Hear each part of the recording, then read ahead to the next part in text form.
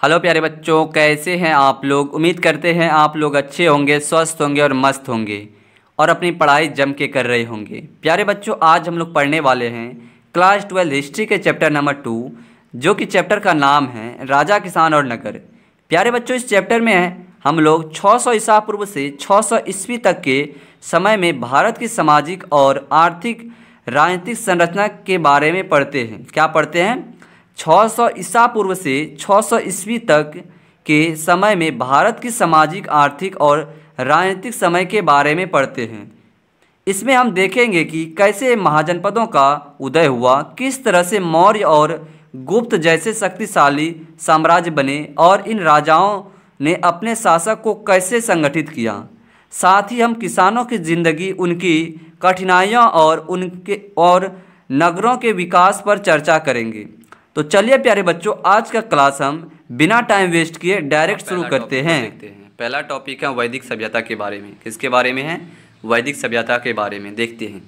वैदिक सभ्यता एक ग्रामीण सभ्यता थी। क्या थी वैदिक सभ्यता? एक ग्रामीण सभ्यता थी जो कि 1500 ईसा पूर्व से 600 ईसा पूर्व तक चली। कब से कब तक चली थी? 1500 ईसा पूर्व से लेकर के 600 ईसा पूर्व तक चली थी। कौन सी सभ्यता? वैदिक सभ्यता। वैदिक काल में ही चारों वेद की रचना हुई। हम देखेंगे अभी चारों वेद कौन कौन से थे। हुई वैदिक काल में ही चारों वेद की रचना हुई। वैदिक सभ्यता के बाद महाजनपद काल आया। इस समय नए नगरों का विकास हुआ। तो ये था वैदिक सभ्यता के बारे में छोटा सा डिफिनेशन, और वैदिक सभ्यता के बारे में नीचे हम डिटेल में ज़रूर पढ़ेंगे। आइए देख लेते हैं चारों वेद कौन कौन से थे। चारों वेद थे। पहला था ऋग्वेद था, दूसरा था यजुर्वेद था, तीसरा सामवेद था, और देखते हैं चौथा क्या था।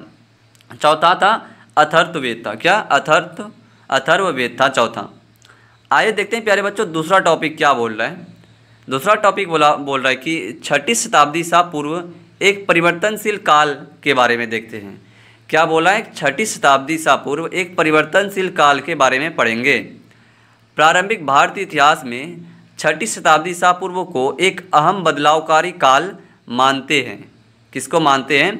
प्रारंभिक भारतीय इतिहास में 6ठी शताब्दी ईसा पूर्व को एक अहम बदलावकारी काल मानते हैं। इसका कारण आरंभिक राज्यों व नगरों का विकास है। क्या कारण है 6ठी शताब्दी को एक परिवर्तनशील काल मानने का? आरंभिक राज्यों व नगरों का विकास है। लोहे के बढ़ते उपयोग और सिक्के का प्रचलन है। क्या है? लोहे के बढ़ते प्रयोग और सिक्के का प्रचलन है। आगे देखते हैं आगे क्या बोल रहे हैं।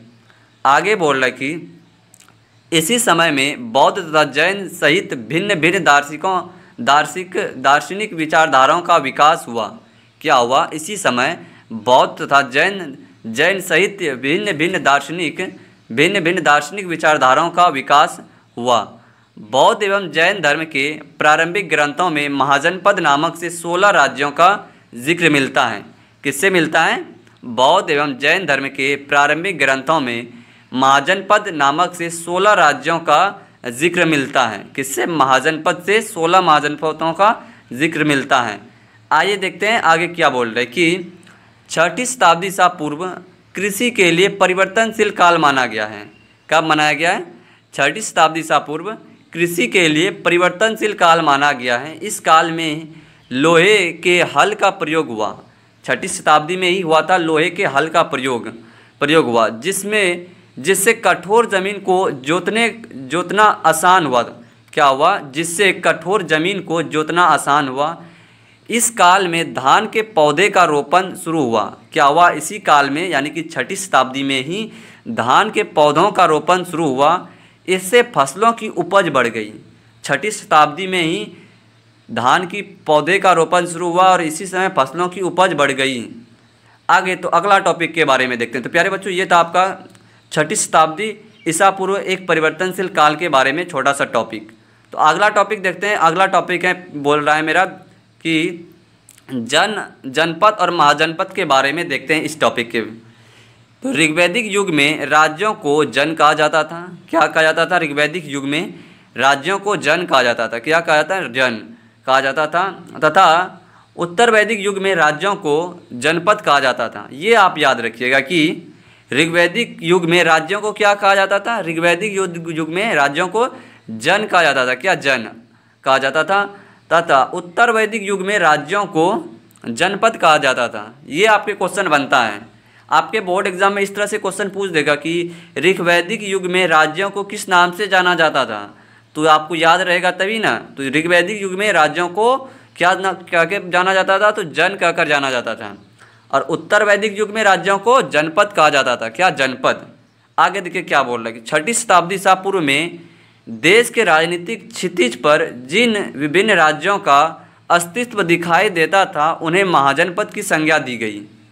आगे देखिए आगे क्या बोल रहा है, इसी समय के क्या बोल रहा है, इस समय के विभिन्न महाजनपदों का उल्लेख बौद्ध ग्रंथ के अंगुत्तर निकाय एवं जैन धर्म के ग्रंथ भगवतीय सूत्र में हुआ है। क्या हुआ है?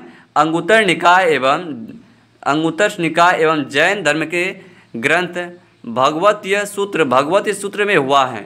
इसमें अंगुत्तर निकाय की सूची को अधिक विश्वसनीय प्रमाणित माना गया है। क्या किया गया है कि इसमें अंगुत्तर निकाय की सूची को अधिक विश्वसनीय एवं प्रमाणित माना गया है। आगे देखिए आगे क्या बोल रहा है, आगे बोल रहा है कि बौद्ध एवं जैन धर्म के प्रारंभिक ग्रंथों में महाजनपद नामक से 16 राज्यों का जिक्र मिलता है। किससे मिलता है? बौद्ध एवं जैन धर्म के प्रारंभिक ग्रंथों में महाजनपद नामक से 16 राज्यों का जिक्र मिलता है। हालांकि महाजनपदों के नाम से तालिका क्या बोल रहे हैं, महाजनपदों के नाम से तालिका इन ग्रंथों में एकक बार नहीं है।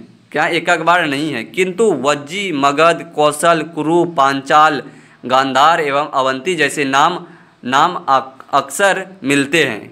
क्या क्या मिलते हैं? वज्जी भी मिलते हैं, मगध भी मिलते हैं, कौशल, कुरु, पांचाल, गांधार एवं अवंती जैसे नाम मिलते हैं। इससे यह स्पष्ट है कि उत्तर महाजनपद सबसे अहम महाजनपदों में से गिने जाते होंगे। कौन सा महाजनपद? उत्तर महाजनपद सबसे अहम महाजनपदों में से गिने जाते होंगे। आगे देखते हैं आगे क्या बोले, अधिकांश महाजनपदों पर राजा का शासक था। क्या था? अधिकांश महाजनपदों को राजा पर शासक था, लेकिन गण और संघ के नाम से क्या बोल रहा है, गण और संघ के नाम के राज्यों में लोगों का समूह शासन करता था। क्या करता था? गण और संघ जो राज्य होता था वहाँ पे लोगों का समूह राज्य करता था। हर महाजनपदों की राजधानी होती थी जिसे किले से घेरा जाता था। क्या होता था? हर महाजनपदों की राजधानी होता था जिसे किले से घेरा जाता था। आगे देखिए, किलेबंद राजधानियों के रख रखाव और प्रारंभिक सेनाओं और नौकरशाही के लिए अधिक धन की ज़रूरत होती थी। क्या होती थी? किलेबंद राजधानियों के रख रखाव और प्रारंभिक सेनाओं और नौकरशाही के लिए अधिक धन की ज़रूरत होती थी।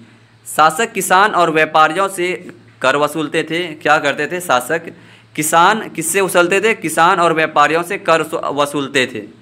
आगे देखिए आगे क्या बोल रहे हैं, ऐसा हो सकता है कि पड़ोसी राज्यों को लूटकर धन इकट्ठा किया जाता होगा। ऐसा हो सकता है, ये लिखा गया है कि ऐसा हो सकता है कि पड़ोसी राज्यों को लूटकर धन इकट्ठा किया जाता हो।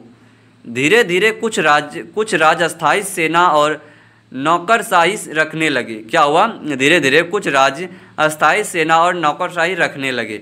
तो ये था प्यारे बच्चों आपका इस टॉपिक, क्या था टॉपिक आपका, जनपद और महाजनपद का टॉपिक आपका ख़त्म हो चुका है, जो कि हमने आपको डिटेल में समझा दिए हैं। अब अगला टॉपिक के बारे में हम लोग चर्चा करते हैं। अगला टॉपिक क्या है? गण एवं संघ। इसमें आया था गण एवं संघ, दो वर्ड देखते हैं, गण और संघ क्या होता है। गण का शब्द का प्रयोग कई सदस्य वाले समूह के लिए किया जाता था। क्या किया जाता था? गण शब्द का प्रयोग कई सदस्य वाले समूह के लिए किया जाता था। संघ शब्द का प्रयोग किसी संगठित या सभा के लिए किया जाता था। देखिए, गण शब्द का प्रयोग कई सदस्य वाले समूह के लिए किया जाता था और संघ शब्द का प्रयोग किसी संगठित सभा के लिए किया जाता था। ये आप याद रखिएगा, ठीक है। आइए देखते हैं आगे क्या बोल रहे हैं। गण या संघ में कई शासक होते हैं। क्या होता है? गण या संघ में कई शासक होते हैं। कभी कभी लोग एक साथ शासन करते हैं। क्या होते हैं? गण और संघ में कई शासक होते हैं। कभी कभी लोग एक साथ शासन करते थे। सभाओं के वाद विवाद के जरिए निर्णय लिया जाता था। क्या होता था? सभाओं के वाद विवाद के जरिए निर्णय लिया जाता था। गणों की सभाओं में स्त्रियों की भागीदारी नहीं थी। क्या थी? गणों की सभाओं में स्त्रियों की भागीदारी नहीं थी, इसलिए इन्होंने लोकतंत्र नहीं माना जाता है।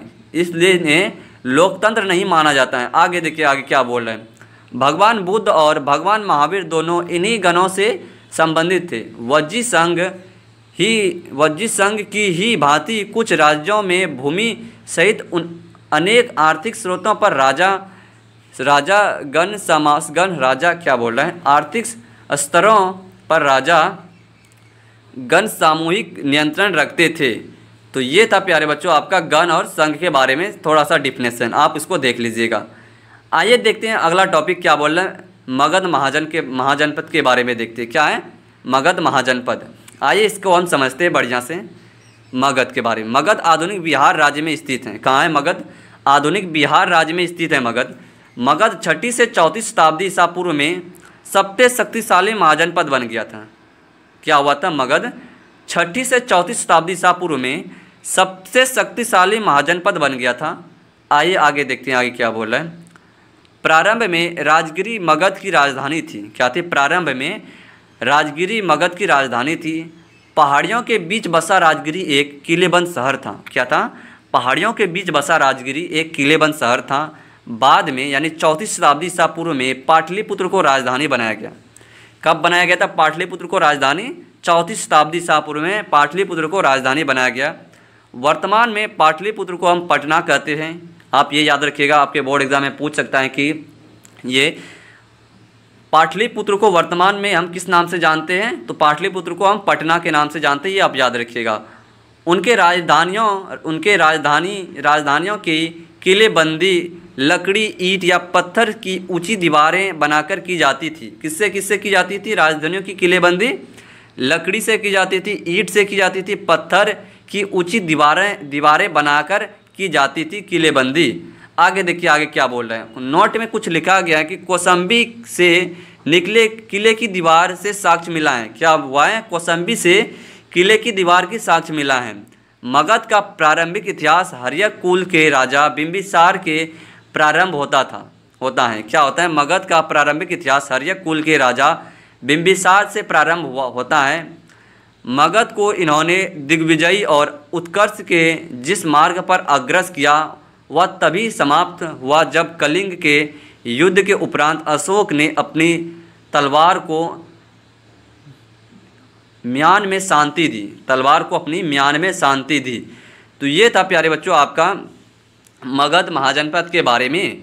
अगला टॉपिक देखते हैं। अगला टॉपिक है हम सबका मगध महाजनपद इतना समृद्ध। क्या बोल रहा है? मगध महाजनपद इतना समृद्ध क्यों था और शक्तिशाली महाजनपद बनने के कारण क्या थे? आइए इसको हम बड़ा डिटेल में समझेंगे, एकदम मस्त तरीक़ा से समझेंगे। प्यारे बच्चों अगर वीडियो थोड़ा सा भी अच्छा लग रहा है तो चैनल को सब्सक्राइब जरूर करिएगा और अपना प्यारा सा लाइक ज़रूर करिएगा। चलिए हम आगे बढ़ते हैं। आगे क्या बोल रहे हैं? ये प्राकृतिक रूप से सुरक्षित था। मगध क्या था? प्राकृतिक रूप से सुरक्षित था। इस जनपद के इर्द गिर्द पहाड़ी थी। क्या थी?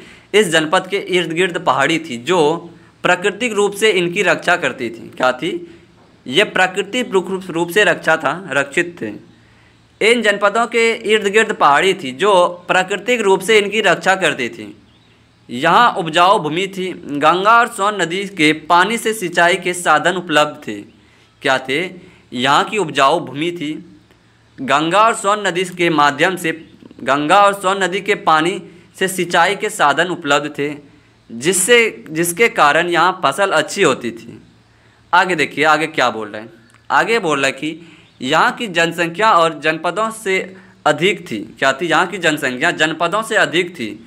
जंगलों में हाथी उपलब्ध थे। जंगलों में हाथी पाए जाते थे जो कि सेना के बहुत काम आते थे। क्या होते थे? कि जंगलों में हाथी उपलब्ध थे जो कि सेना के लिए बहुत काम आते थे हाथी सब। आगे देखिए आगे क्या बोल रहे हैं। आगे बोला योग्य तथा महत्वाकांक्षी शासक था। मगध के समृद्धि का ये भी कारण था कि योग्य तथा महत्वाकांक्षी शासक था। मगध के राजा बहुत योग्य और शक्तिशाली थे। क्या थे? मगध के राजा बहुत ही योग्य और शक्तिशाली थे। गंगा और सोन नदी के पानी से सिंचाई होती थी। किससे होती थी? गंगा और सोन नदी से पानी की सिंचाई होती थी। जिससे व्यापार में वृद्धि हुई। क्या हुई? गंगा और सोन नदी के पानी से व्यापार सिंचाई होती थी, जिसके कारण व्यापार में वृद्धि हुई। लोहे की खदानों थी। क्या थी? लोहे की खदानों थी, जिससे सेना के लिए हथियार बनाए जाते थे। क्या थे? लोहे की खदानें थी जिससे सेना के लिए हथियार बनाए जाते थे। लेकिन देखते हैं, आरंभिक जैन और बौद्ध लेखकों ने मगध की समृद्धि का कारण विभिन्न शासकों तथा उनकी नीतियों को बताया है। क्या हुआ है?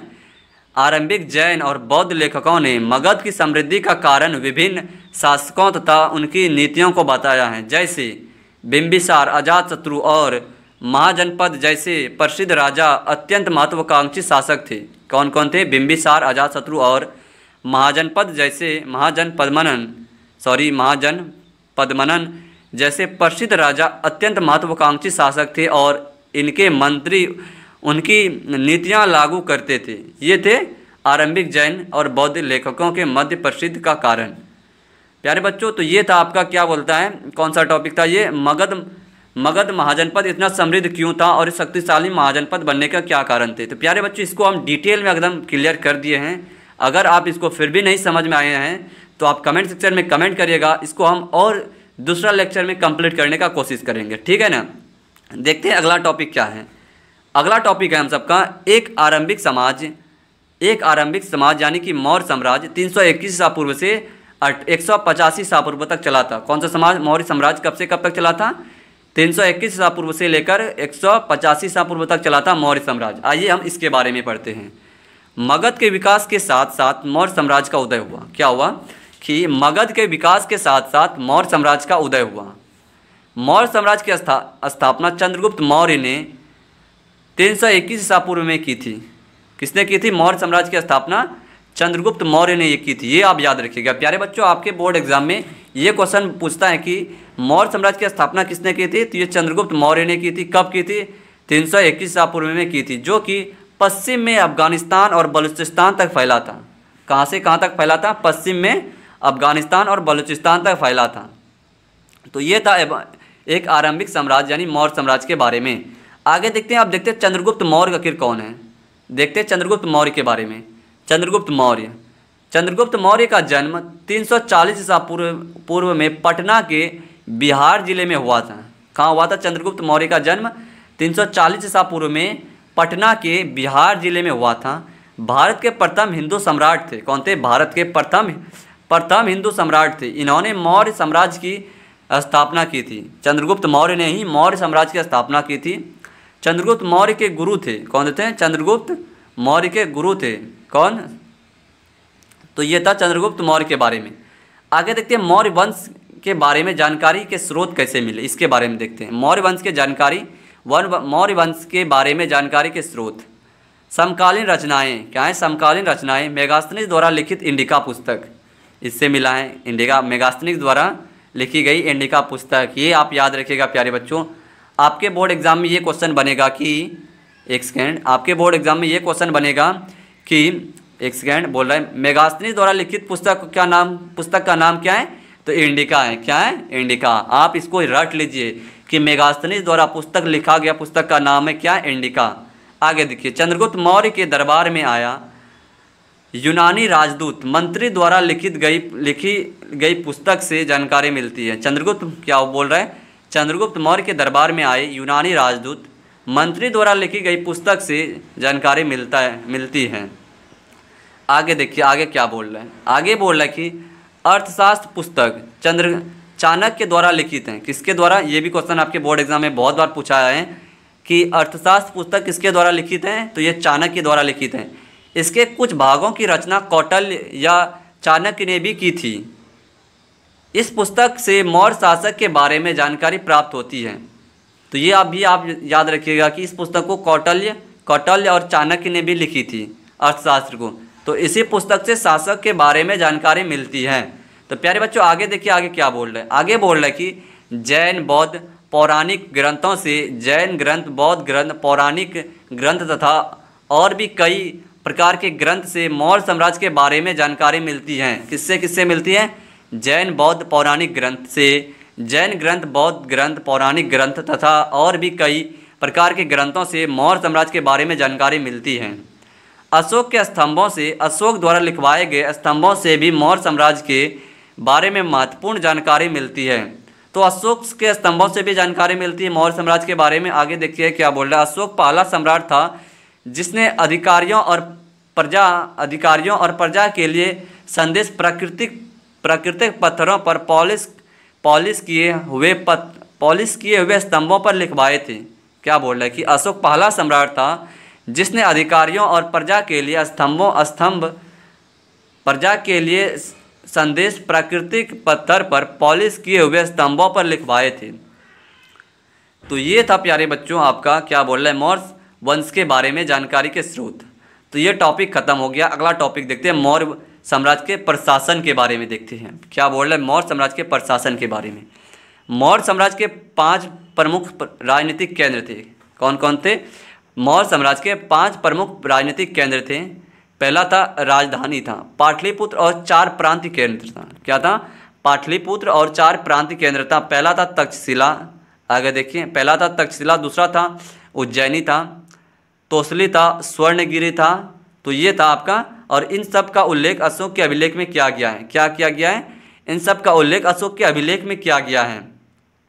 आगे देखिए आगे क्या बोले। पश्चिम से आंध्र प्रदेश, उड़ीसा और छत्तीसगढ़ तक हर स्थान पर एक एक जैसा संदेश उत्कीर्ण किए गए थे। कहाँ से कहाँ तक? पश्चिम से आंध्र प्रदेश, उड़ीसा और उत्तराखंड तक हर स्थान पर एक जैसे संदेश उत्कीर्ण किए गए थे।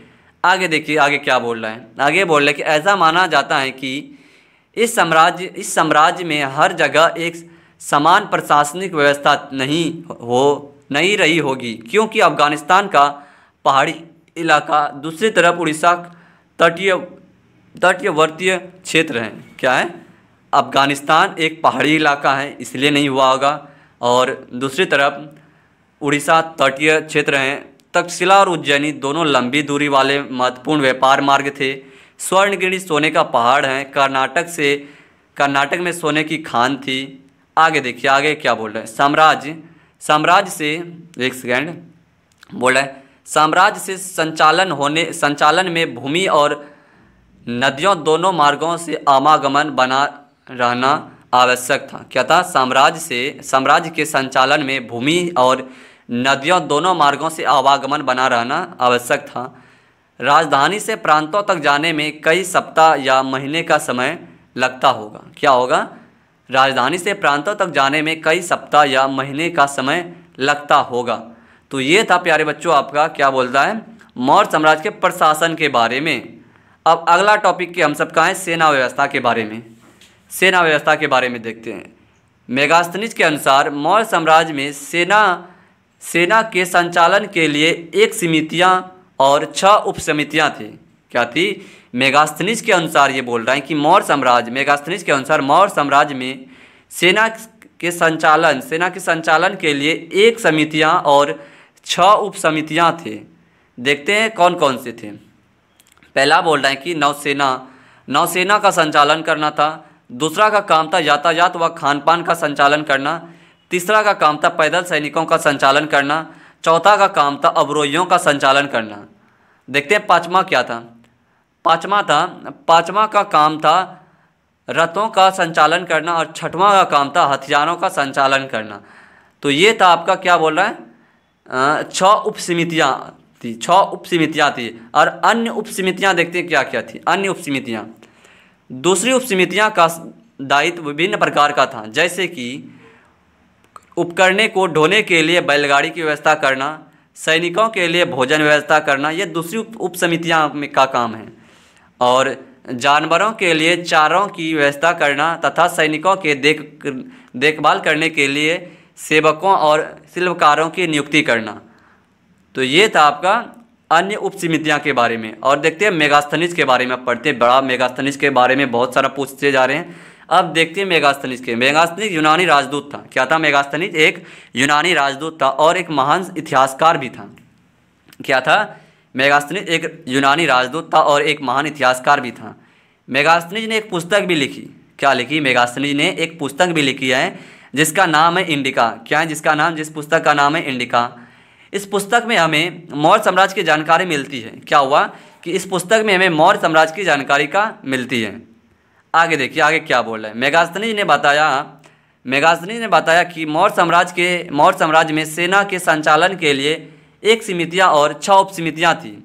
क्या बोल रहा है कि मेगास्थनीज ने बताया कि मौर्य साम्राज्य में सेना के संचालन के लिए 1 समितियाँ और 6 उप समितियाँ थी। तो ये था मेगास्थनीज के बारे में छोटा सा डिफिनेशन। अगला टॉपिक बोल रहा है सम्राट अशोक। अब शुरू होगा सम्राट अशोक के बारे में। सम्राट अशोक भारतीय इतिहास के सर्वाधिक रोचक व्यक्तियों में से एक हैं। क्या है? अशोक भारतीय इतिहास में क्या बोल रहा है? अशोक भारतीय इतिहास के सर्वाधिक रोचक व्यक्तियों में से एक हैं। आइए इसके बारे में डिटेल में एकदम एक एक पॉइंट करके समझते हैं। अशोक की पहचान 1830 ईस्वी के दशक में हुई। क्या हुई? अशोक की पहचान 1830 ईस्वी के दशक में हुई, जब ईस्ट इंडिया कंपनी के एक अधिकारी जेम्स प्रिंसेप, क्या है? ईस्ट इंडिया कंपनी के एक अधिकारी जेम्स प्रिंसेप ने ब्राह्मी और खरोष्टी लिपि का अर्थ निकाला। क्या बोल रही कि अशोक का पहचान 1830 ईस्वी के दशक में हुई। कब हुई? 1830 ईस्वी में अशोक की पहचान हुई, जब ईस्ट इंडिया कंपनी के एक अधिकारी जिसका नाम था जेम्स प्रिंसेप, इन्होंने ही ब्राह्मी और खरोष्टी लिपि का अर्थ निकाला। अशोक के अभिलेख प्राकृतिक में हैं। क्या है? अशोक के अभिलेख प्राकृतिक में हैं, जबकि पश्चिमोत्तर से मिले अरामीक और यूनानी भाषा में हैं। क्या है? जबकि पश्चिमोत्तर में मिले अभिलेख अरामीक भाषा में और यूनानी भाषा में हैं। आइए आगे देखते हैं आगे क्या बोल रहा है।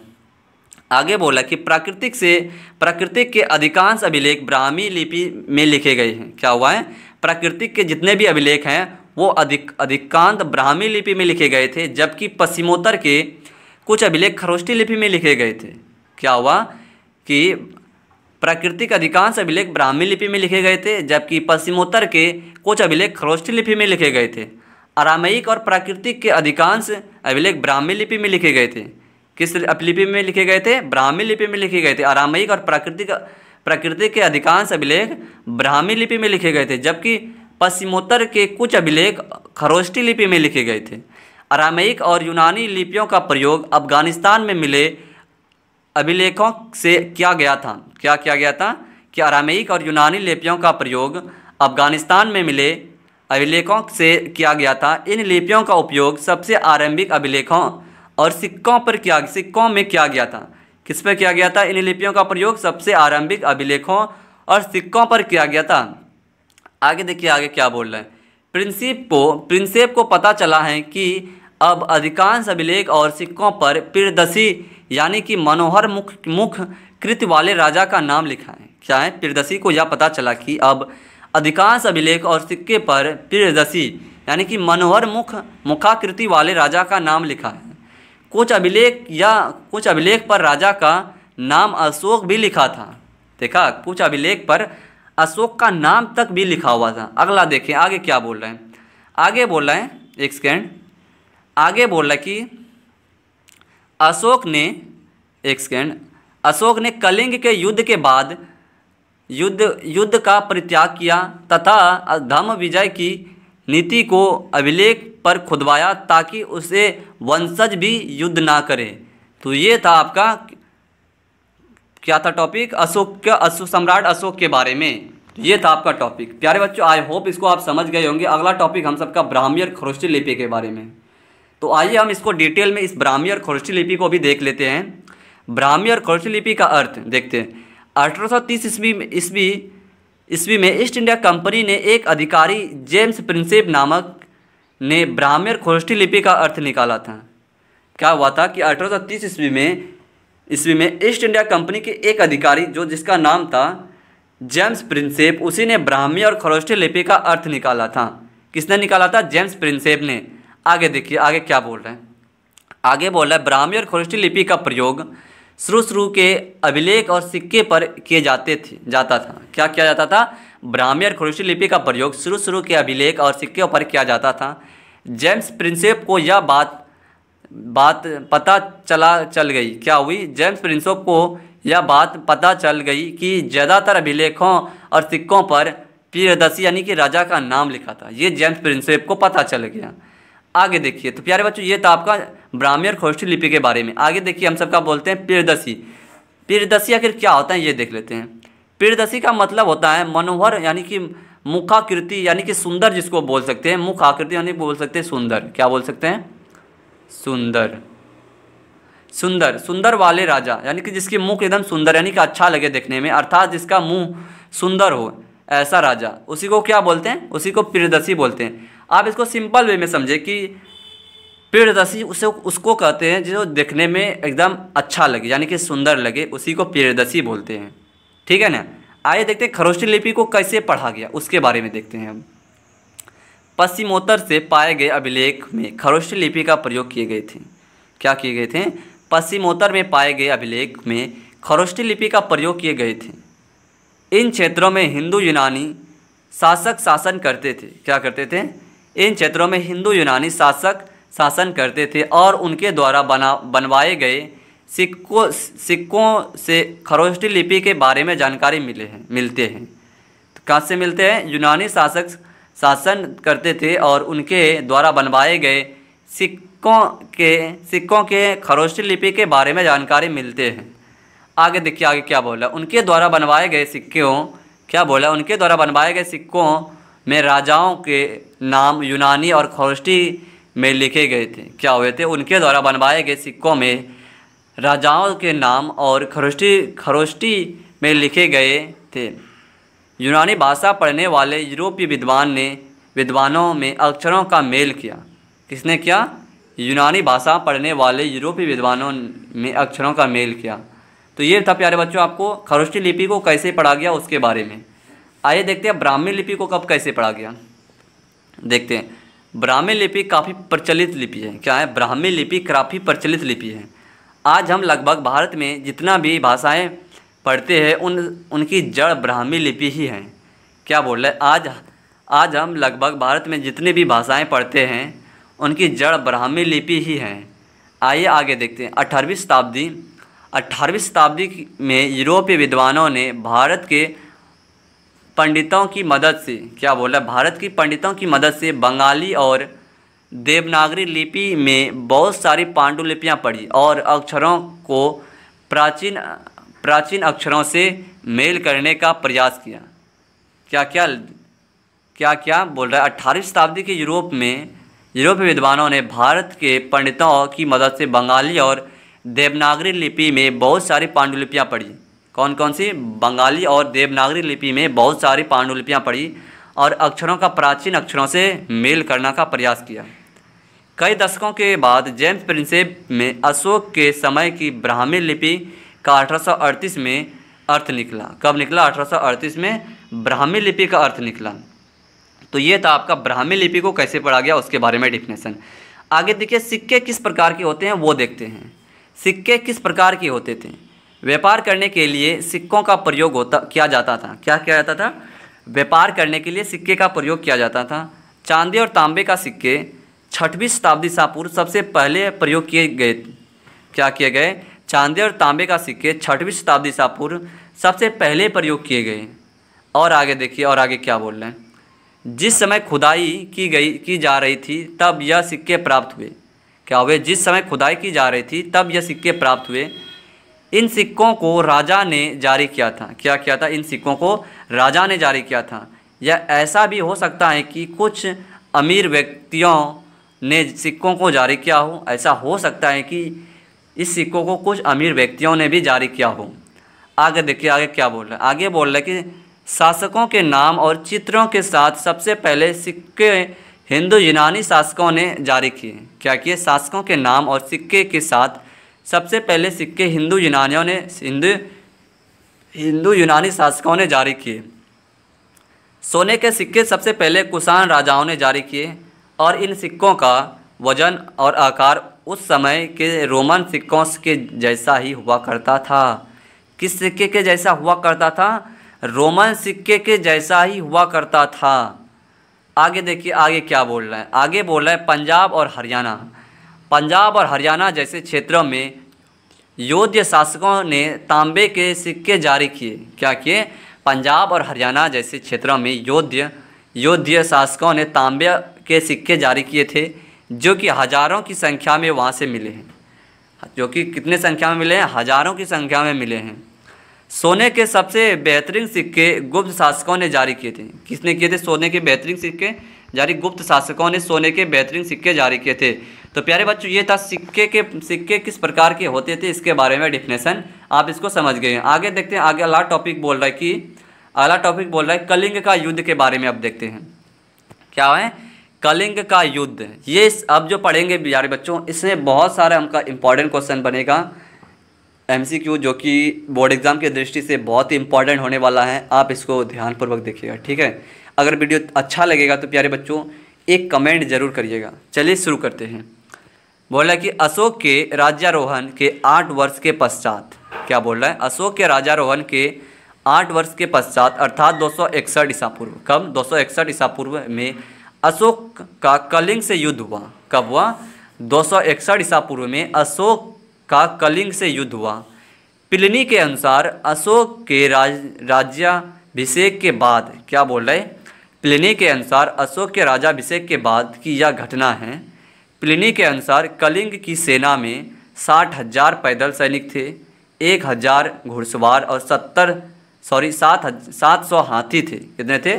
700 हाथी थे, 60,000 पैदल सैनिक थे, 1,000 घुड़सवार थे।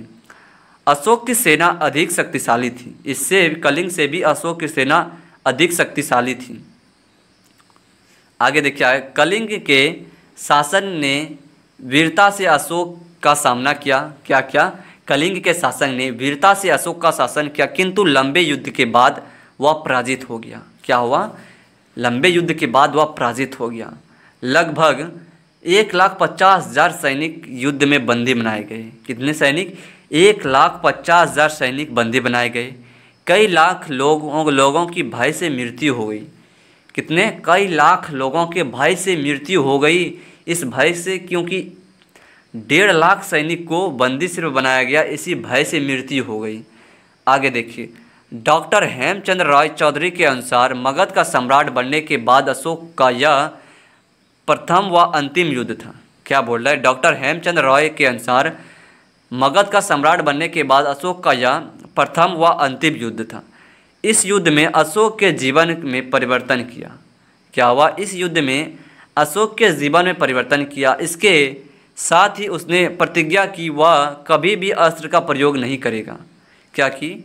इसके बाद ही अशोक ने प्रतिज्ञा की कि वह कभी भी अस्त्र का प्रयोग नहीं करेगा और शस्त्र के अनुसार प्रशासन चलाएगा। क्या कि? शस्त्र के अनुसार प्रशासन चलाएगा। तो ये था आपका कलिंग का युद्ध के बारे में। आगे देखिए, आगे क्या बोल रहा है अभी, और इसका डीप में जाते हैं। अशोक का राज्य सिद्धांत के बारे में पढ़ते हैं। अशोक का राज्य सिद्धांत। कलिंग युद्ध के पश्चात अशोक ने शांति व मैत्री की नीति अपनाई। क्या हुआ? कलिंग युद्ध के पश्चात अशोक ने शांति व मैत्री की नीति अपनाई। इसके बाद अशोक ने 2 आदेश जारी किए। क्या किए? इसके बाद ही अशोक ने 2 आदेश जारी किए जो धौली और जोगढ़ नामक स्थान पर सुरक्षित हैं। कहाँ पे? धौली और जोगढ़ नामक स्थान पर सुरक्षित हैं। इन आदेशों में लिखा गया है सम्राट अशोक का आदेश। क्या लिखा गया है? इन आदेशों में लिखा गया है सम्राट अशोक का आदेश। प्रजा के साथ पुत्रवत व्यवहार हो। क्या लिखा है? प्रजा के साथ पुत्रवत व्यवहार हो। जनता को प्यार किया जाए। आगे देखिए क्या बोल रहा है, जनता से प्यार किया जाए। अकारण लोगों को कारावास का दंड या यातना ना दी जाए। जनता के साथ न्याय किया जाना चाहिए। तो ये था प्यारे बच्चों आपका क्या बोल रहा है, अशोक का राज्य तत्व सिद्धांत के बारे में। अभी और डीप जाते हैं, धम्म से अभिप्राय क्या था अशोक का, वो देखते हैं। धम्म एक नियमावली। अशोक ने अपने अभिलेखों के माध्यम से धम्म का प्रचार किया। क्या क्या? धम्म एक नियमावली। अशोक ने अपने अभिलेखों के माध्यम से धम्म का प्रचार किया। इसमें बड़ों के प्रति आदर था। क्या था? इसमें बड़ों के प्रति आदर था। आइए देखते हैं आगे। सन्यासियों और ब्राह्मणों के प्रति उदारता था। सेवकों और दासों के साथ उदार व्यवहार था। दूसरे के धर्मों और परंपराओं का आदर था। तो ये था अशोक का क्या बोल रहा है, धर्म से अभिप्राय। ये अशोक का धर्म का अभिप्राय था। अशोक का धम्म अब क्या था वो देखते हैं। धम्म एक तरफ से आप सोच लीजिए धर्म, धर्म ही होता है, धम्म जिसको बोलते हैं धर्म ही बोलता है। देखिए धम्म के सिद्धांत साधारण तथा सार्वभौमिक थे। क्या थे? धम्म के सिद्धांत साधारण तथा सार्वभौमिक थे। धम्म के माध्यम से लोगों का जीवन इस संसार में और इसके बाद के संसार में अच्छा रहेगा। क्या बोल रहा है? धम्म के माध्यम से लोगों का जीवन इस संसार में और इसके बाद के संसार में अच्छा रहेगा। आगे देखिए आगे क्या बोल रहे हैं। अशोक का व्यक्तिगत धर्म बौद्ध धर्म था। ये आपके बोर्ड एग्जाम में प्यारे बच्चों पूछा गया क्वेश्चन है कि अशोक का व्यक्तिगत धर्म क्या था। तो आप याद कर लीजिएगा कि अशोक का व्यक्तिगत धर्म बौद्ध धर्म था। क्या था? बौद्ध। उसने अपने धर्म को किसी धर्म पर थोपने का प्रयास नहीं किया। क्या क्या उसने, यानी कि अशोक ने अपने धर्म को किसी भी धर्म पर थोपने का प्रयास नहीं किया। उसने कहीं भी बौद्ध धर्म के तात्विक सिद्धांतों 4 अर्थात सत्य या अष्टांगिक मार्गों का प्रचार नहीं किया। क्या हुआ? उसने कहीं भी बौद्ध धर्म का तात्विक सिद्धांतों 4 अर्थात सत्य का अष्टांगिक मार्गों का प्रचार नहीं किया। उसने ऐसी नीति सिद्धांतों का प्रचार किया जो सभी धर्मों को मान्य हो। उसके धर्म के सिद्धांत व्यवहारिक एवं निषेधात्मक को 2 पहलू थे। क्या थे? निषेधात्मक के 2 पहलू थे। तो ये था अशोक का धर्म। प्यारे बच्चों अगला टॉपिक देखते हैं। अशोक ने धर्म प्रचार के लिए क्या क्या किए वो देखते हैं। हम बोले थे ना शुरू में पहले ही कि इसमें हम डीप में जाएंगे, अभी और डीप में जाने वाले हैं। देखते हैं ना क्या बोला है। अशोक के धर्म प्रचार के लिए क्या किया देखते हैं। अशोक ने धर्म प्रचार के लिए एक विशेष अधिकारी वर्ग नियुक्त किया। क्या क्या? अशोक ने धर्म प्रचार के लिए एक विशेष अधिकारी वर्ग नियुक्त किया जिसे धम्म महामत्व कहा जाता था। क्या किया जाता था? जिसे धम्म महामत्व कहा जाता था। ये प्यारे बच्चों आप याद रखिएगा क्या कि अशोक ने धर्म प्रचार करने के लिए एक विशेष अधिकारी नियुक्त किया गया। तो अधिकारी का नाम क्या था? धम्म महामत्व था। उसने 13वें शिलालेख लिखा। क्या लिखा? उसने 13वें शिलालेख लिखा है कि मैं सभी धार्मिक मतों के लिए धम्म महामत्व नियुक्त किए हैं। किस शिलालेख में लिखा है? ये 13वें शिलालेख में लिखा है कि मैं सभी धार्मिक मतों के लिए धम्म महामत्व नियुक्त किए हैं। वे सभी धर्मों और धार्मिक संप्रदायों की देखभाल करेगा। कौन ये बोल रहा है? ये अशोक बोल रहा है कि वे सभी धर्मों और धार्मिक संप्रदायों की देखभाल करेगा। वह अधिकारी अलग अलग राज्यों पर, क्या बोल रहा है? वह अधिकारी अलग अलग जगहों पर आते जाते रहते थे। उनके प्रचार कार्य के लिए वेतन दिए जाते थे। उनका काम स्वामी दास धनी गरीबी वृद्धि युवाओं की सांसारिक और आकस्मिक आवश्यकताओं, क्या बोल रहा है? आकस्मिक आवश्यकताओं को पूरा करना था। तो ये था प्यारे बच्चों अशोक ने धर्म प्रचार के लिए जो किए थे उसके बारे में डिफिनेशन। अब देखते हैं आगे अशोक ने धर्म के मुख्य विशेषता क्या थी। अशोक के धर्म की मुख्य विशेषता क्या थी इसके बारे में देखते हैं। अशोक का धर्म एक नैतिक नियम या सामान्य विचार सहित थी। क्या थी? अशोक का धर्म एक नैतिक नियम या सामान्य विचार सहित थी। इसकी मुख्य विशेषताएं थी। देखते हैं कौन कौन सी विशेषताएं थी। नैतिक जीवन क्या था? नैतिक जीवन व्यतीत करना। इस धर्म के अनुसार कहा गया है कि मनुष्यों को समान एवं सदाचार तरीके से जीवन व्यतीत करना चाहिए। नैतिक जीवन में यही कहा गया है कि मनुष्यों को समान एवं सदाचार तरीके से जीवन जीना चाहिए। और आगे देखिए आगे क्या बोल रहा है। वासनाओं पर नियंत्रण रखना। इस धर्म के अनुसार बाहरी आडंबरों और अपने वासनाओं पर नियंत्रण रखने की बात कही गई है। क्या कही गई है? इस धर्म के अनुसार बाहरी आडंबरों और अपने वासनाओं पर नियंत्रण रखने की बात कही गई है। किसमें? वासनाओं के पर नियंत्रण में। और तीसरा है कि दूसरे धर्मों का सम्मान। अशोक के धर्म के अनुसार दूसरे धर्मों के प्रति सहिष्णुता होनी चाहिए। दूसरे धर्मों के सम्मान अशोक के धर्म के अनुसार हैं ये कि दूसरे धर्मों के सहिष्णुता रखना चाहिए। आगे देखिए जीव जंतु को क्षति ना पहुंचाना। अशोक के धर्म के अनुसार पशु पक्षियों जीव जंतुओं की हत्या या उन्हें क्षति नहीं पहुंचाना ये अशोक के धर्म के अनुसार था। सबके प्रति दयालु बनना। अपने नौकर और अपने से छोटे के प्रति दयालु बनना और सभी का आदर करना। तो ये था प्यारे बच्चों, क्या बोल रहा है, अशोक के धर्म की मुख्य विशेषताएं के बारे में। आगे देखते हैं अगला टॉपिक हम सबका अब आगे पढ़ेंगे हम सब मौर्य साम्राज्य की सामाजिक, आर्थिक एवं सांस्कृतिक के बारे में। इसके पहले सांस्कृतिक और स्थिति के बारे में। तो पहले देखते हैं, पहला टॉपिक है सामाजिक के बारे में। हम पढ़ते हैं किसके बारे में, सामाजिक के बारे में। तो आइए देखते हैं, छोटा सा डिफिनेशन है, इसको देख लेते हैं। कौटिल्य के अर्थशास्त्र मेगास्थनीज की यात्रा विवरण में भी क्या बोल रहा है, कौटिल्य के अर्थशास्त्र मेगास्थनीज की यात्रा विवरण से मौर्य काल के सामाजिक जीवन पर प्रकाश डालता है। इसके बारे में हम नीचे पढ़ेंगे, आइए देखते हैं। आगे बढ़े, सामाजिक का वर्ग जाति प्रथा देखते हैं। सामाजिक वर्ग एवं जाति प्रथा। कौटिल्य अर्थशास्त्र आश्रम व्यवस्था की जानकारी क्या है, कौटिल्य अर्थशास्त्र आश्रम व्यवस्था की जानकारी रखता था। क्षत्रिय एवं वैश्य का प्रतिष्ठित था। आगे लोग ब्राह्मणों के प्रति श्रद्धा का भावना रखते थे। मेगास्थनीज की इंडिका के अनुसार 7 जातियों का उल्लेख है और दार्शनिक, किसान, अवरोही, कारीगर, सैनिक, निरीक्षण, सभादास ये 7 जातियाँ थी। कौन कौन से थे, दार्शनिक, किसान, अहिर, कारीगर, सैनिक, निरीक्षण, सभादार। तो ये था प्यारे बच्चों सामाजिक एवं वर्ग की जाति की प्रथा। आगे देखिए स्त्रियों की दशा कैसी थी। यहाँ पे स्त्रियों की दशा कैसी थी वो देखते हैं।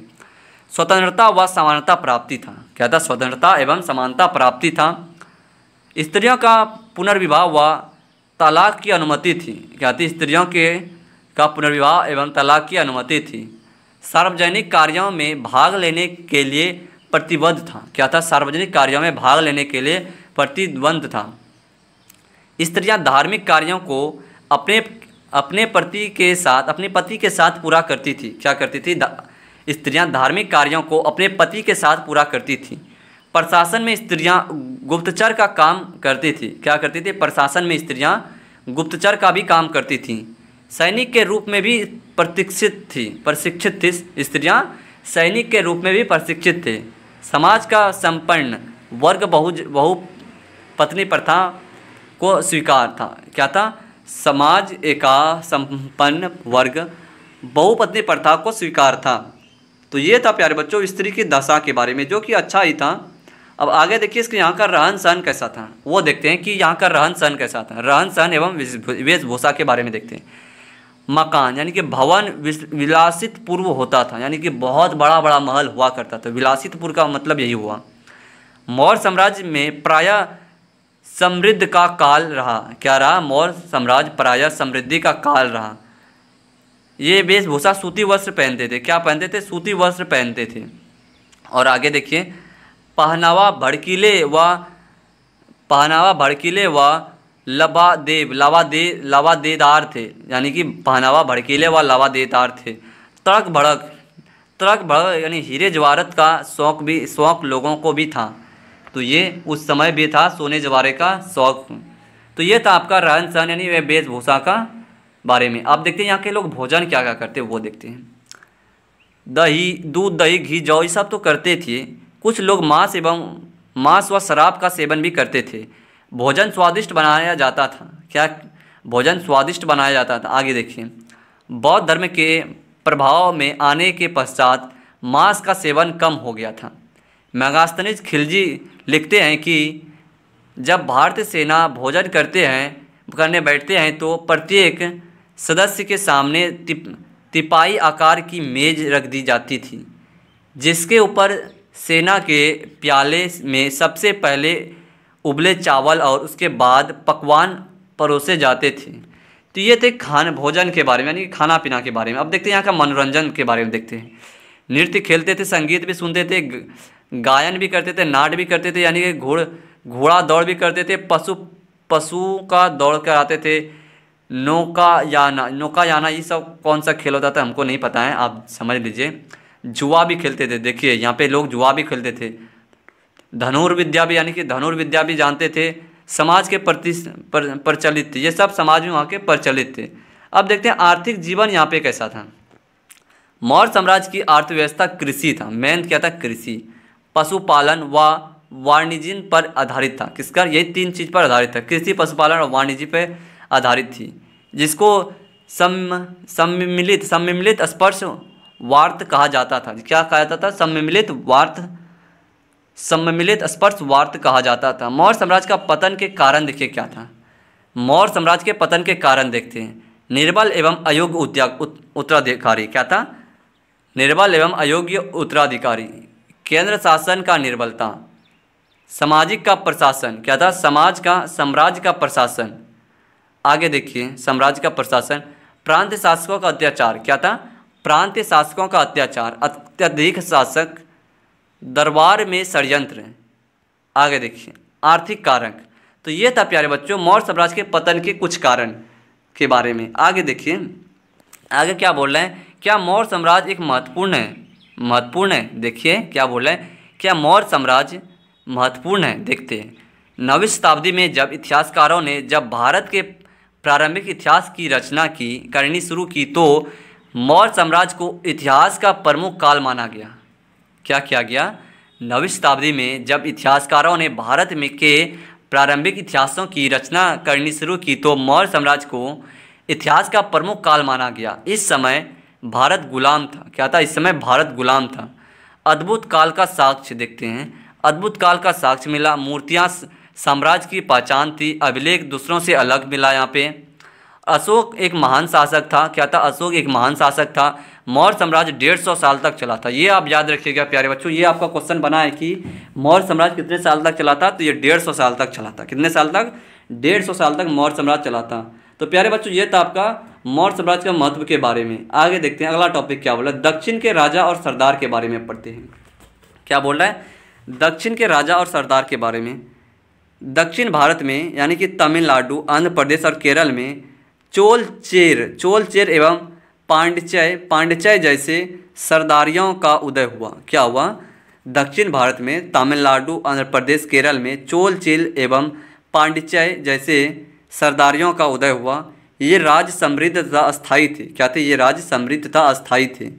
आगे देखिए, प्राचीन तमिल क्या बोल रहे हैं? प्राचीन तमिल संगम ग्रंथ में इसका उल्लेख मिलता है। कहाँ पे मिलता है? प्राचीन तमिल संगम ग्रंथों में इसका उल्लेख मिलता है। सरदार राजा लंबी दूरी के व्यापार में राजस्व जुटाते थे। क्या करते थे? राजा लंबी दूरी के व्यापार में राजस्व जुटाते थे। इसमें सातवाहन राजा भी थे। क्या थे? इसमें सातवाहन भी राजा भी थे। तो ये था प्यारे बच्चों दक्षिण के राजा और सरदार के बारे में। अगला देखिए, सरदार और सरदारी के बारे में पढ़ते हैं। सरदार एक ताकतवर व्यक्ति होता है। क्या होता है? सरदार एक ताकतवर व्यक्ति होता है जिसका पद वंशानुगत भी हो सकता है। क्या हो सकता है? जिसका पद वंशानुगत भी हो सकता है एवं नहीं भी। उसके समर्थक उसके खानदान के लोग होते हैं। क्या होते हैं? सरदार का उसके समर्थन खानदान के लोग होते हैं। सरदार के कार्यों में विशेष अनुष्ठान का संचालन, युद्ध के समान नेतृत्व करने एवं विवादों को सुलझाने में मध्यस्थता की भूमिका निभाने में सम्मिलित हैं। क्या है कि अनुष्ठान का संचालन, युद्ध का समय नेतृत्व करना एवं विवादों को सुलझाने का मध्यस्थता की भूमिका निभाना सम्मिलित हैं। आगे देखिए, वह अपने क्या बोल रहे हैं? वह अपने अधीन लोगों से भेंट लेता है जबकि राजा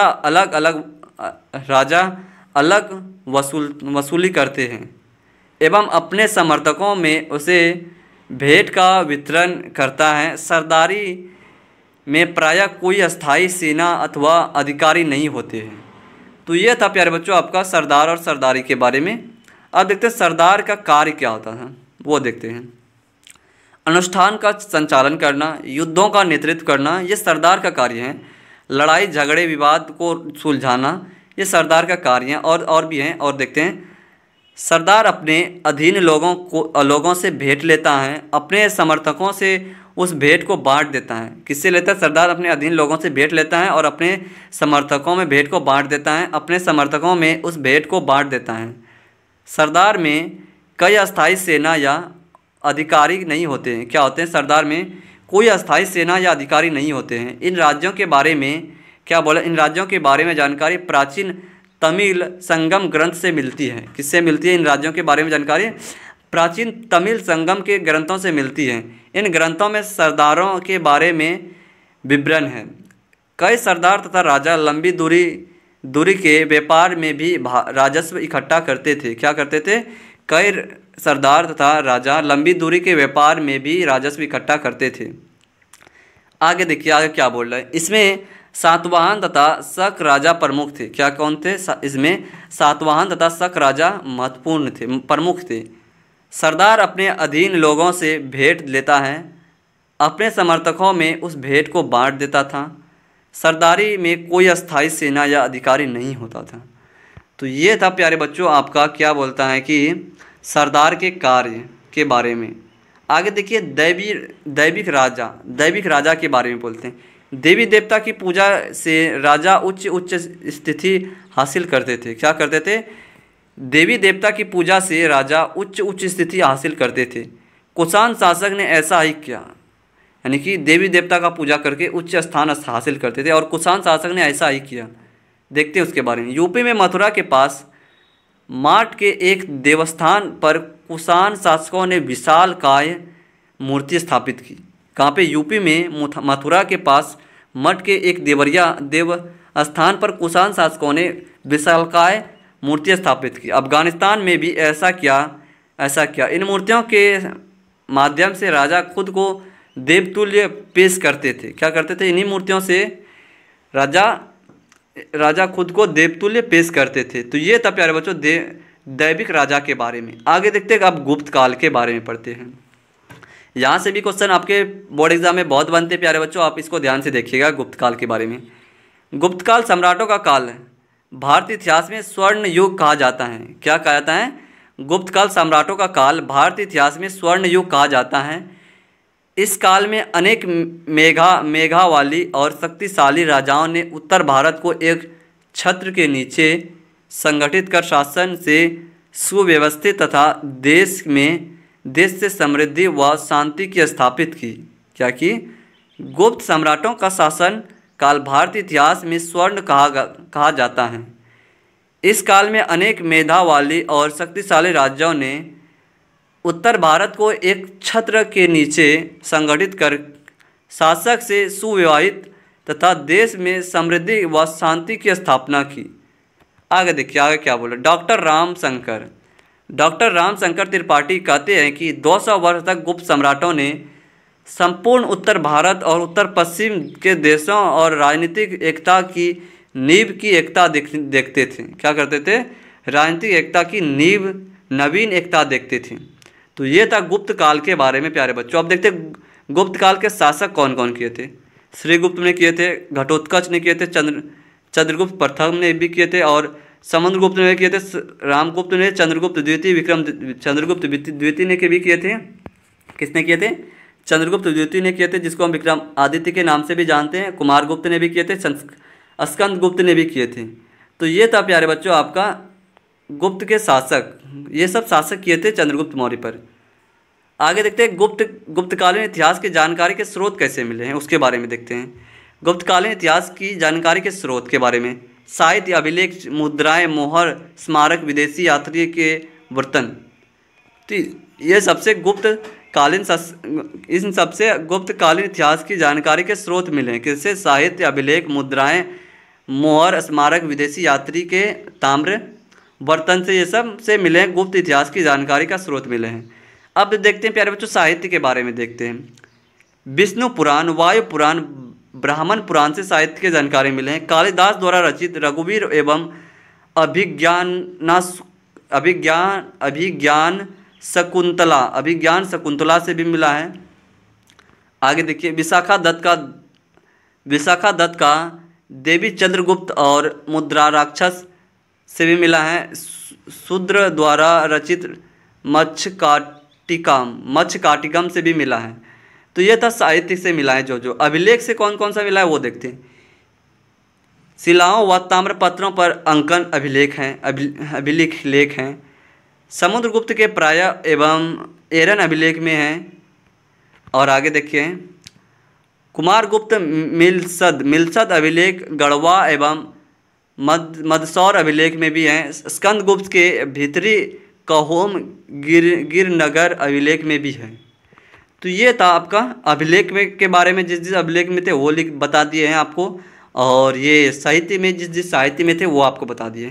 तो ये टॉपिक आपका ख़त्म हो चुका है। आगे देखते हैं स्मारक में किस किस स्मारक में थे। तिगवा जिसको हम बोलते हैं जबलपुर का विष्णु मंदिर में है। भरम भूमर भूमर का शिव मंदिर में है। नचन कुठार क्या बोल रहा है, एक सेकेंड, क्या बोल रहा है, नचन कुठार का शिव मंदिर, नचन कुठार का शिव मंदिर में है। देवगढ़ का 10वां अवतार मंदिर में है। देवगढ़ का 10वां अवतार मंदिर में है। भीतर गांव क्या बोला, भीतर गांव यानी कानपुर का ईंटों का मंदिर है। कानपुर का ईंटों का मंदिर है। स्कंदगुप्त का भीतरी स्तंभ है। क्या बोल रहा है, स्तंभ गुप्त का भीतरी स्तंभ है। चंद्रगुप्त द्वितीय महारौली लौह स्तंभ दिल्ली में है। तो इस सब में क्या बोलता है, स्मारक में था, ये सब इसका स्मारक में था। अभिलेख का भी बता दिए और साहित्य का भी बता दिए। तो ये टॉपिक प्यारे बच्चों ख़त्म हो चुका है। अगला टॉपिक है गुप्त स्थान प्रशासन के बारे में देखते हैं। क्या बोल रहा है, गुप्त स्थान प्रशासन के बारे में देखते हैं। प्रयाग प्रशासनिक समुद्रगुप्त के दरबार कवि हरिसेन ने संस्कृत में लिखा यह अभिलेख इलाहाबाद में अशोक स्तंभ पर लिखा गया है। इसमें समुद्रगुप्त की एक योद्धा राजा कवि विद्वान के रूप में प्रशंसित की गई है, प्रशंस की गई हैं। क्या बोल रहा है कि गुप्त काल का प्रशंसन के बारे में देखते हैं कि प्रयाग प्रशासनिक समुद्रगुप्त के दरबार कवि हरिसेन ने संस्कृत में लिखा यह अभिलेख इलाहाबाद में अशोक स्तंभ पर लिखा गया है। इसमें समुद्रगुप्त की एक योद्धा राज कवि विद्वान के रूप में प्रशंसित की गई हैं। तो ये टॉपिक आपका ख़त्म हो चुका है प्यारे बच्चों, गुप्त काल तथा प्रशासन के बारे में। आगे भी है, आगे देख लीजिए। आगे क्या बोल रहे हैं, एक सेकेंड। विभिन्न राज्यों के प्रति समुद्रगुप्त की नीति क्या क्या थी वो देखते हैं। विभिन्न राज्यों के प्रति समुद्रगुप्त की नीति देखते हैं। आर्यवर्त उत्तर भारत में 9 राज्यों को अपने साम्राज्य से मिल गया। क्या हुआ, आर्यवर्त उत्तर भारत में 9 राज्यों को अपने साम्राज्य में मिल गया। आगे देखिए, दक्षिण वर्त के 12 शासकों को परास्त कर राज्य वापस लौटा दिया। कुषाण शासक तथा श्रीलंका के शासकों ने समुद्रगुप्त की कुषाण शक तथा श्रीलंका के शासकों ने समुद्रगुप्त की अधीनता स्वीकार की। और आगे देखते हैं, आगे क्या बोल रहा है। आगे बोल रहा है कि पड़ोसी देश राजा असम, तटीय बंगाल, नेपाल, उत्तरी पश्चिमी के कई गण समुद्र के लिए उपहार लाते थे। समुद्रगुप्त को सिक्कों पर वीणा बजाते हुए दिखाया गया। समुद्रगुप्त की माँ कुमारी देवी लिच्छवी कन्या थी। क्या थे, समुद्रगुप्त की माँ कुमारी देवी लिच्छवी कन्या थी।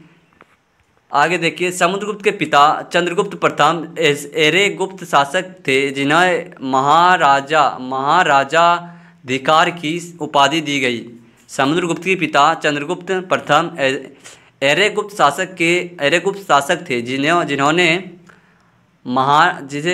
महाराजाधिकार की उपाधिकारी दी गई। चंद्रगुप्त द्वितीय विक्रमादित्य के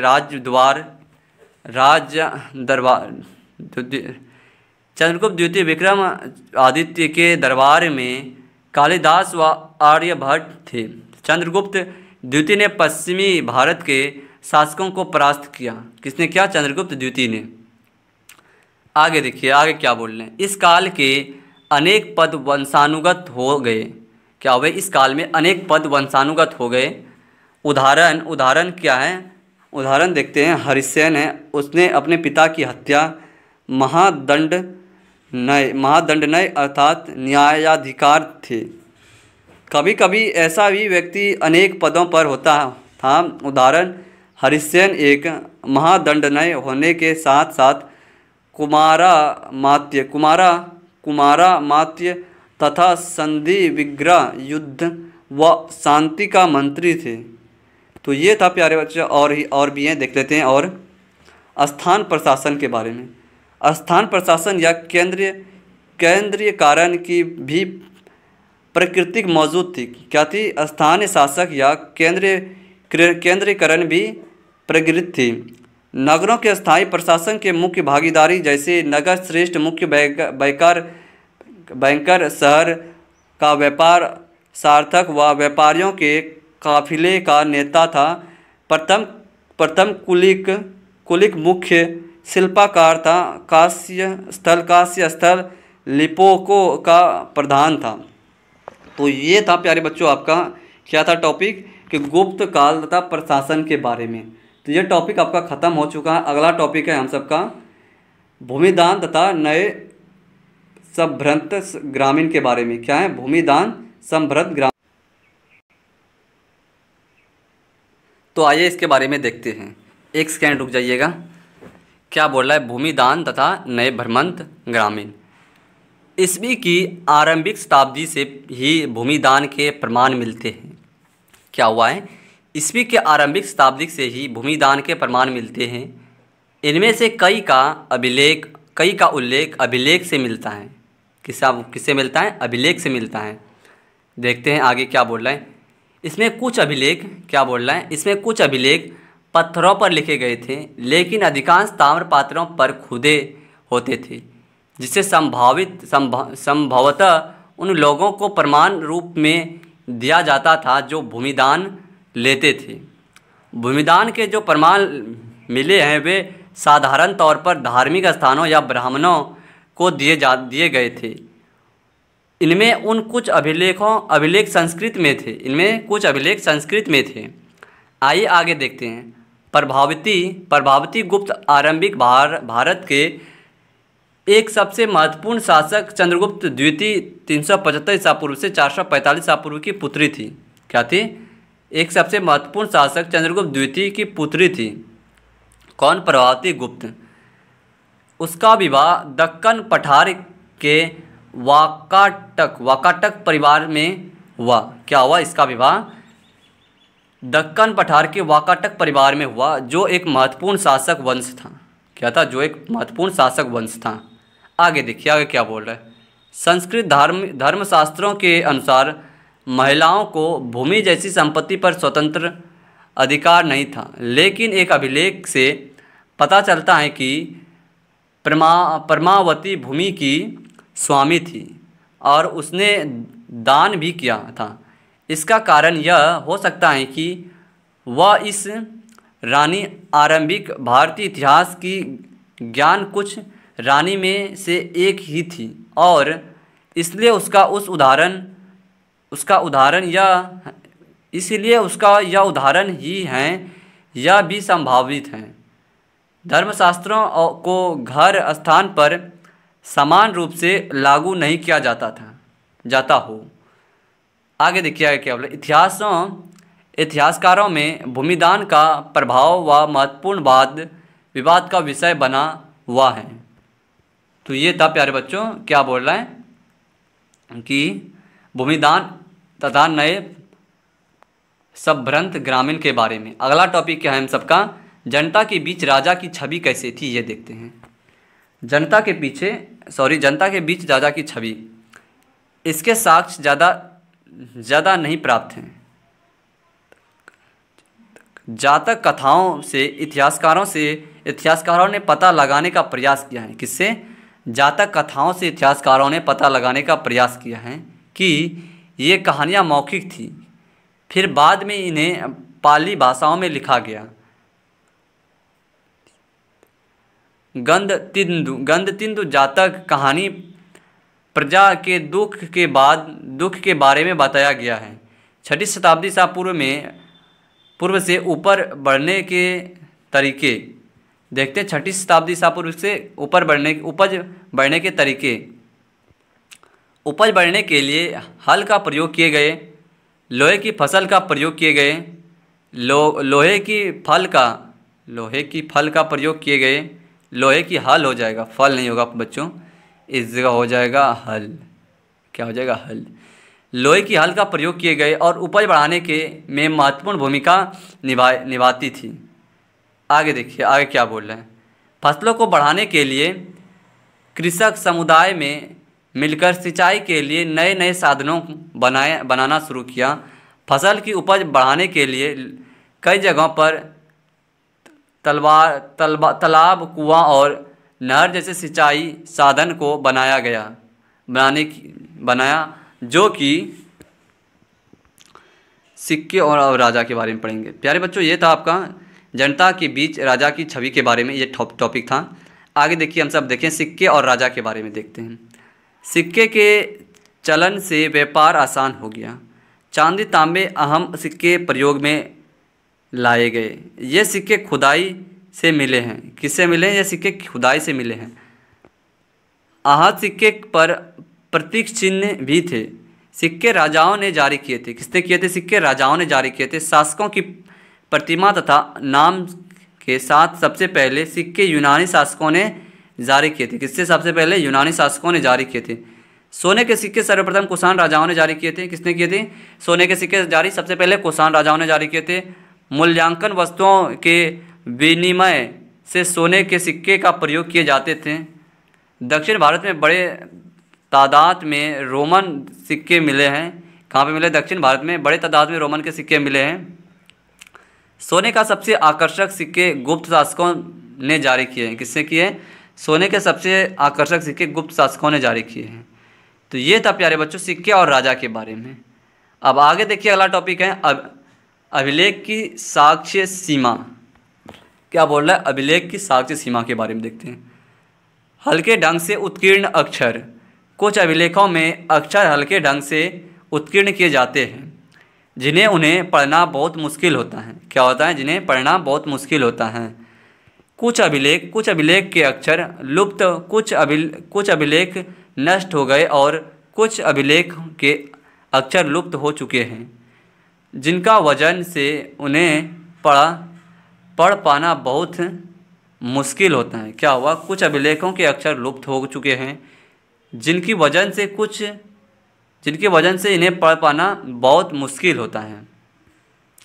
आगे देखिए, वास्तविक अर्थ समझने में कठिनाइयाँ। कुछ अभिलेखों में शब्दों के वास्तविक अर्थ को समझा पाना पूर्ण रूप से संभव नहीं होता है। क्या होता है? वास्तविक अर्थ को समझा पाना पूर्ण रूप से संभव नहीं होता है, जिसके कारण कठिनाइयाँ उत्पन्न होती हैं।